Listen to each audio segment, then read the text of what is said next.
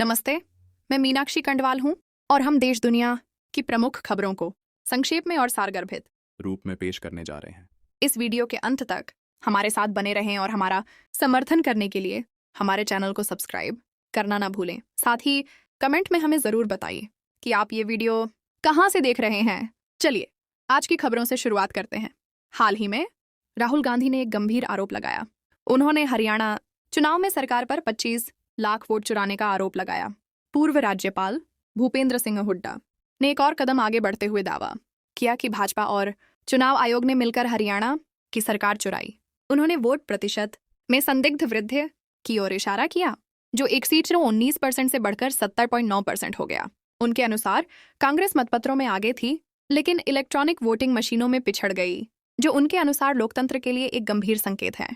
कांग्रेस नेता वर्धन यादव ने भी बादशाहपुर में भाजपा पर 7,400 फर्जी वोटों का आरोप लगाया।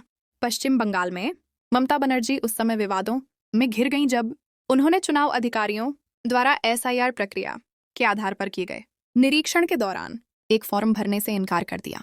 शिक्षा राज्य मंत्री सुकांत मजूमदार ने इस कार्रवाई को अवैध करार देते हुए आरोप लगाया कि ममता बनर्जी विदेशी मतदाताओं, खासकर बांग्लादेशी मतदाताओं को प्रभावित करने की कोशिश कर रही थीं। इस बीच बिहार में राज्यपाल मोहन यादव ने धर्म और राजनीति पर जोरदार भाषण देते हुए कहा कि बिहार में मां जानकी का एक विशाल मंदिर बनाया जाएगा। उन्होंने कांग्रेस पर सीता जी के मंदिर के निर्माण में बाधा डालने का आरोप लगाया और इस चुनाव को धर्म और अधर्म के बीच का संघर्ष बताते हुए जोर दिया कि वोट का अधिकार जनता का है। प्रधानमंत्री नरेंद्र मोदी 7 और 8 नवंबर को वाराणसी का दौरा करेंगे। वहां वे वंदे भारत एक्सप्रेस का उद्घाटन करेंगे और कई बुनियादी ढांचा परियोजनाओं की समीक्षा करेंगे।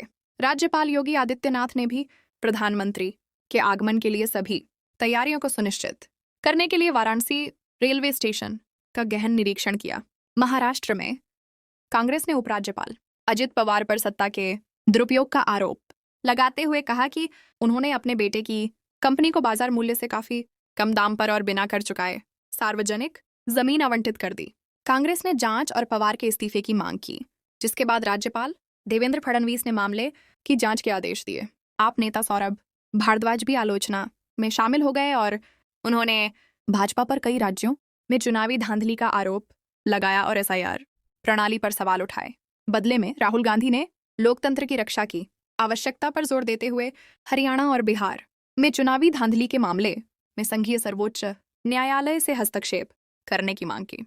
चुनावों की बात करें तो बिहार में पहले चरण के मतदान से NDA गठबंधन को काफी उम्मीदें हैं और उसे मिथिला, मधुबनी और दरभंगा क्षेत्रों में 2020 के अपने मजबूत प्रदर्शन को दोहराने की उम्मीद है, जहां उसने 17 सीटें जीती थीं। मुकाबला खड़ा है क्योंकि महागठबंधन ब्राह्मणों, OBC, दलितों और मुसलमानों समेत विभिन्न समुदायों के वोटों को अपनी ओर खींचने की कोशिश कर रहा है। प्रधानमंत्री नरेंद्र मोदी ने रैलियों में बोलते हुए विपक्ष पर शासन की अनेक विफलताओं के लिए जिम्मेदार होने का आरोप लगाया और जोर देकर कहा कि NDA ही एकमात्र ऐसी पार्टी है जो देश की समस्याओं का समाधान कर सकती है, सुरक्षा और विकास सुनिश्चित कर सकती है। उन्होंने देश के भीतर घुस पैठियों को फायदा पहुंचाने की कोशिश करने के लिए विपक्ष पर हमला बोला और दावा किया कि इससे विकास और नागरिकों के अधिकारों में बाधा आ रही है। पर्यावरण के क्षेत्र में दिल्ली में वायु गुणवत्ता में भारी गिरावट आई है और पराली जलाना प्रदूषण का मुख्य कारण बन गया है।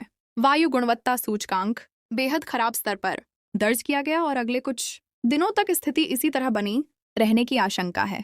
इस बीच भारत और पाकिस्तान के बीच तनाव भी चरम पर है और पाकिस्तान में एक संभावित संवैधानिक संशोधन की अटकलें लगाई जा रही हैं, जो सेना प्रमुख को असीमित अधिकार दे सकता है।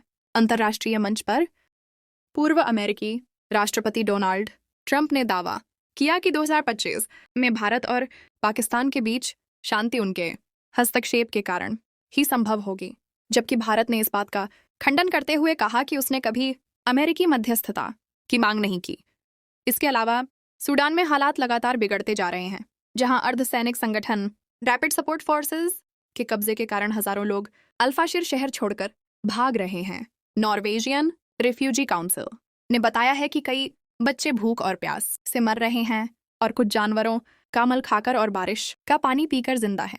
एक अजीबोगरीब मोड़ तब आया जब ब्राजीलियाई मॉडल लारिसा मेरे भारत की मतदाता सूची में अपनी तस्वीर देखकर हैरान रह गईं, जिसका इस्तेमाल राहुल गांधी ने एक प्रेस कॉन्फ्रेंस में गलती से कर दिया था।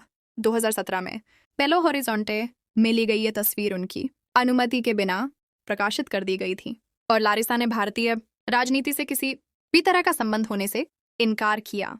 बिहार चुनाव की बात करें तो समाजवादी पार्टी के मुखिया अखिलेश यादव ने एक जोरदार भाषण दिया, जिसमें उन्होंने राज्य सरकार पर भ्रष्टाचार का आरोप लगाया और दावा किया कि बिहार का भविष्य खतरे में है। उन्होंने तर्क दिया कि राज्य के हालात बदलने के लिए शोषितों की एकता जरूरी है और वादा किया कि अगर महागठबंधन की सरकार बनी तो भ्रष्टाचार खत्म हो जाएगा।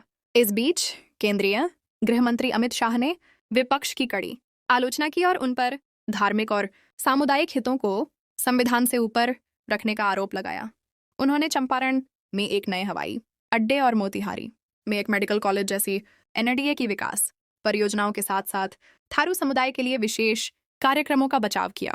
एक अन्य क्षेत्र में गुजरात के कृषि मंत्री जीतू वघानी ने घोषणा की कि राज्य सरकार 9 नवंबर से खरीफ फसलों की खरीद शुरू करेगी, जिसमें मूंगफली, मूंग, उड़द और सोयाबीन के लिए न्यूनतम समर्थन मूल्य निर्धारित किया जाएगा, जिससे किसानों को काफी लाभ होगा। प्रधानमंत्री मोदी सर्वोच्च न्यायालय में कानूनी सहायता तंत्र को मजबूत करने पर आयोजित राष्ट्रीय सम्मेलन में भी उपस्थित रहेंगे, जिसका उद्देश्य न्यायिक प्रणाली को सुदृढ़ बनाना तथा सभी नागरिकों के लिए न्याय तक पहुंच सुनिश्चित करना है। अंततः केंद्र सरकार ने 150वीं वर्षगांठ मनाई। वंदे मातरम देश भर में कार्यक्रम आयोजित किए गए। जम्मू कश्मीर में विपक्ष ने नारे लगाने के नियम का विरोध किया। वंदे मातरम से हिंदुत्व विचारधारा का प्रतीक होने का आरोप लगाया गया, लेकिन सरकार ने इसे एकता की राष्ट्रीय परंपरा बताते हुए इसका बचाव किया। ये थीं आज की मुख्य खबरें। अगर आपको वीडियो पसंद आया तो सब्सक्राइब, लाइक और अपने दोस्तों के साथ शेयर करना ना भूलें। इन सभी मुद्दों पर आपकी क्या राय है नीचे कमेंट करके बताइए। अगले वीडियो का इंतजार रहेगा।